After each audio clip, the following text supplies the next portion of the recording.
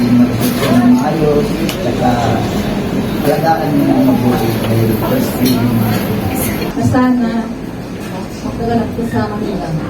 As a baby naman, sana mapalagay ng maayos. Maging mabuti yung bata. Natutad na mama.